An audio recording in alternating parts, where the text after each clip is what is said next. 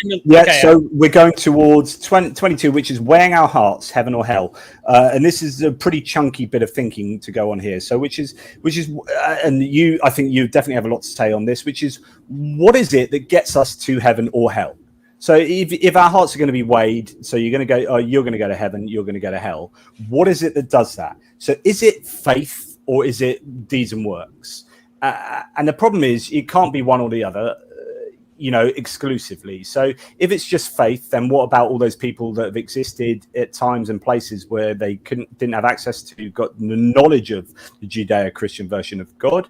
And you've got all these people who exist who can't believe in Jesus, and if you believe in the scandal of particularity, which is an argument that says Jesus is the only way to access God and salvation, then you need to know Jesus, and if you don't know Jesus, you're up shit creek without a paddle. And so therefore it can't just be faith.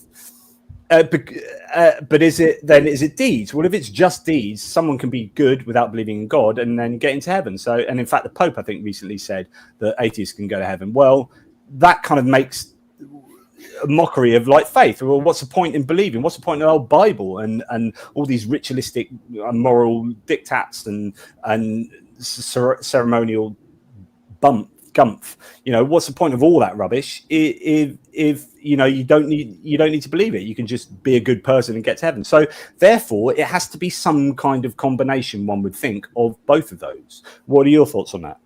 Yeah, no, I'm with you. I think there are versions of Christianity now, more in the Protestant sector, that are trying to say, they go so far, it's like antinomianism. And there are Calvinist groups that I've heard preach and whatnot, and they're like, if you think for a second anything you do, even the littlest thing, plays any part in your salvation at all, you're gonna fall down to the flames, like poetic imagination about hell, and you need to put all your faith in Jesus's work, not your own. And you have there's probably some good people who think that actually just do good things as just good people on earth. But you got to imagine how many people probably hear that crap and they're like, I can do whatever I want. You hear people say that, once saved, always saved. I'm always saved. I can do whatever I want. And they go and they can do whatever. This is exactly what we're just about to talk about. So, okay. So imagine that someone has acted really amazingly for 90 years of their life. And then in the last week of their life, it becomes a complete murderous git and horrible, right? Or someone that's been horrible for all their lives and then does something really nice at the end. So they're Hitler all their lives and then right at the last bit says, I repent, and they're really nice for a little bit. Who gets to go to heaven? Who gets to go to hell? What if you are because this then, there's a real big problem here, because when do you get evaluated on you as a person that gets you to heaven and hell? Because we assume that death is a moment, but actually death is really, really arbitrary, right? And I was only really thinking about this yesterday. I had a bit of a light bulb moment where I was like, why do we think death is the moment? If someone has been supremely amazing for 90 years of their life and then spends the last week being horrible, and we just go, well, okay, well, at this point when you die, you were being horrible, so you're going to go to hell. And if Hitler, a lot of Christians believe, that Hitler repented on his deathbed, then he would have been saved. How can you be that evil for all your life and then at the moment, last minute, go, hey, I'm sorry? Why do you get judged on that bit and not on your 42nd birthday or your 93rd day? Do you know what I mean? It just depends on the version of Christianity you go in with, because I can imagine a couple different excuses. If you don't believe in purgatory, then you'd say, well, Jesus went and preached to those who are in Sheol or those who are in Hades, giving them an opportunity if they never heard it before. Some say that no, they're just, God knew, like William Lane Craig tries to argue, God had people born in certain places at certain times that he knew that if the gospel was presented to them, they would have rejected it anyway. So he had them born at certain times anyway where they wouldn't have rejected it.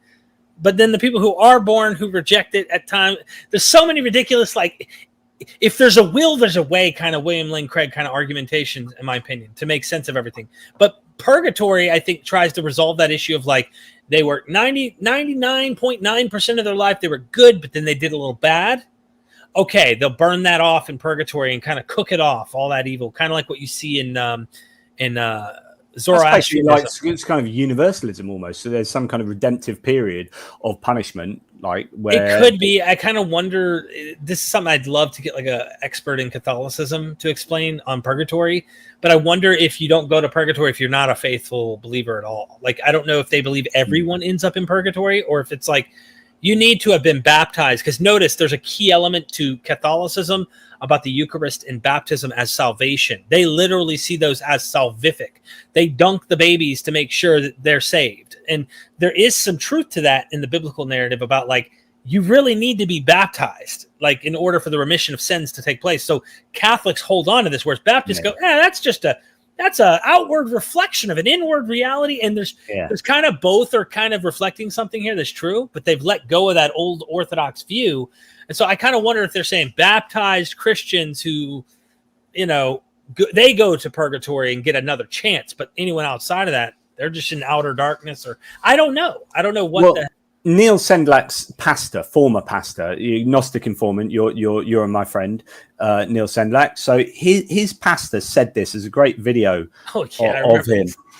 And this is literally what he said. So he said, and I won't do the American accent, but not that I would ever do this, but if you gave me an AK-47 right now with enough ammo to take you all out, and before I did it, I started blaspheming the Holy Ghost's name, because that's obviously the worst thing you can do, rather than kill loads of people, and then took you out and then put the gun in my mouth, I still end up in heaven.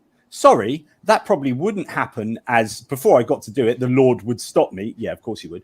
He might take me out before I got my finger on a trigger, but that's the power of the salvation. It's all the work of the Lord. So he's basically saying, I can do anything. I can do the most evil thing that you want, but I am already saved, And so it just got these weird different concepts of like what gets you into heaven, what gets you into hell.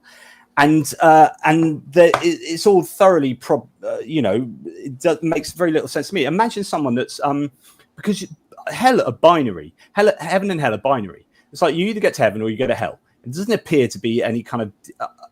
If it was fair, you would get some kind of graduated spectrum that reflects how you acted on Earth. So if I'm 47% bad, I'm going to go to the 47% bad bit of afterlife.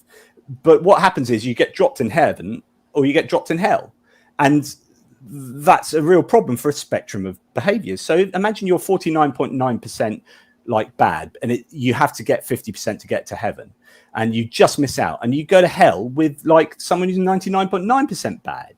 And if you just get into heaven, like 50.1%, but you're in there with someone who's like saintly at 99.9%, then how is that fair? Like the whole notion of a binary outcome to a spectrum of performances, if you like, on Earth is I think just absolute nonsense. It goes into martyrdom too. Like if you look at the martyrdom theology, if you become a martyr for Jesus, which means you go and you are killed for Jesus' sake. You went to try and preach the gospel in a Muslim land, or you went to whatever, and you get killed, persecuted, martyred, you get automatic direct access to heaven. And this is actually, from what I've been told, I don't know this firsthand, so I could be mistaken here, but I've heard this. This same martyrdom concept we hear in jihad and certain forms of Islam. And if you went and you did whatever you wanted, let's just say, but you really wanted to make sure you go to heaven, because from what I understand, I could be wrong about this too, but most Muslims aren't certain of where they're going to go when they die. It's all in the hands of Allah. They just want to try and be obedient to the God's law and be a good person and whatnot. But you can go and commit jihad, whatever form that may be, dying in the name of whatever, to try and for the Prophet and for Allah. Then you would have access direct. There is no in between. There is no ifs, ands, or buts. You go to heaven. Another thing I was going to throw out there, I mentioned this earlier at the beginning of the stream about if you steal an apple, right? There's probably in modern society, if you stole an apple and you're underage, you'll probably just get like a big warning. Hey, like, don't do that. Okay, that's wrong. Someone worked very hard, a farmer to the whatever, you're being a thief and it's not good. If you get caught, okay, and you're older than 18, you'll probably get a fine, a slap on the hands, and maybe not be welcome in that grocery store anymore, for example. Just an example. Now, can you imagine, we get abhorrent about the idea that in some countries, if you steal, they really cut your arm off. Like, I'm not just saying this, or your hand. Cut your hand off, yeah. They legitimately cut your hand off for trying to steal an apple or trying to steal food. Some people have been locked up in history to death for to survive, for being thieves, to try and take food. My point is, there are videos that have circulated online where I've seen people's heads get cut off, things like that. And it freaks me out looking at it. Like a real human's actually doing that to somebody. And we freak out. But when it comes to God, I've never heard people sound more crazy and not realize it, because it's so easy to speak about things that aren't really happening, that we don't see, that we have no evidence for, to act like God's going to cook you forever. Well, of course, you're already deserving of it. And children are not moral agents, but in the Bible, 42 of them got mauled by a she-bear for calling someone a bald head at the direction of God. So, yeah. I'm just saying, if you equate the justice system here, it's like someone steals an apple, they're going to get burned for all eternity, agonizing and scream and torment and whatnot. But in real life, that person who probably believes that doctrine, could watch a video of a law in another country, let's say an Islamic country, where they cut someone's hand off for being a thief, and you will say, "You evil, horrible people, you're so backwards. I can't believe you're doing that." And you're going, your belief is that your God is going to do you can't even talk about cutting off hands here. It's unbelievable. Yeah. That's the kind of, like, I don't know if that's cognitive dissonance or what that is. Yeah. So other issues. So do babies go to heaven? So, do they get there as babies? So, you hear this like, oh, that baby died of cancer. It's okay. It's living in heaven for eternity. What, as a baby? What about blastocyst? Like a fetus? Does it just like exist as some kind of like floating fetus? And then you're thinking, okay, so then you start hear some of these theories like, oh no, it becomes like what it potentially would have become. Like, well, what if the baby would have become pretty horrible? Well, does that baby go to hell? Like, what, that baby was actually going to become a murderer? Like, who get, and it's like, so you get to be in heaven what you potentially could have been. Well, in one world, I could have been way better. I could have been like the most God-fearing Christian, just not in this world. So why, and then this leads on to another argument, which is about possible worlds. And this will come up later in another argument in a much bigger fashion. But the idea is that God has all these, an infinite array of possible worlds that God could create, right? So you take Derek Lambert. He could create Derek Lambert in any number of worlds, right? He's created you in this world, world 1, W1. Let's call it W1. So the best one. No, I'm just kidding. Go ahead. well, actually, no, it has to be. So this literally, if God is all loving, this literally has to be the best, either the best world now or the best way to the best world. So you're absolutely right. So God has created Derek Lambert in W1, but imagine he created Derek Lambert in W2 and you remained a God-fearing Christian in that world. You didn't have this period where you lost your faith. Things happened, the environment was different, and you became. So why is it fair that God has created? Why is it fair for you? Like, I'm only thinking about Derek here. Why is it fair for you that you've been created in W1 and you go to hell, and not W2 where you would have gone to heaven? So actually, in the same way you think about babies, where the baby was going to be this great, what if it's going to be an evil, you get all these kind of what if, the counterfactual arguments. What about, these different scenarios where you could exist in a different world where you actually became a much better person and got to heaven? So it's really unfair that God creates this particular world for you. There's so many problems that you just brought to my attention about some of these ideas about, well, was the baby baptized? This is stuff like real Catholics will be saying, was the baby baptized? If the baby is baptized, the baby went to heaven. And like, these are newly born. Like, the baby has no choice in that. He's not an intentional agent. And that's where original sin plays their role in their doctrine. But there's so many problems because some Christians think that's ridiculous. And they go, are you kidding? The baby's innocent. And that's when Neil did a recent interview that he did a show, if you will, about the recent injustices, if I can call them, in America's law, the way that women are being treated. And he's like, you Christians, don't you realize how many more people are going to hell now? Because he did like a reverse psychology, because he's like all of these fetuses that become babies now that are going to grow up, and they're going to probably commit so many crimes, especially in the environment where a mother can't take care of them. You're absolutely right. There's a really interesting anti-natalist argument for it's so the argument. Literally, if a Christian literally believes in heaven and hell, they should abort all their babies. They should kill their babies as soon as they're born. That's why some Christians didn't believe in sex. After a while, they said, stop procreating and giving in to the original sin. This is why there were early Christians that were against having sex, Jonathan. Like, literally. Plus, the world's supposed to end any moment, according to them. If it's harder to get into heaven than you have a needle, okay, that's a rich man, but whatever. If it's a path less trodden or whatever.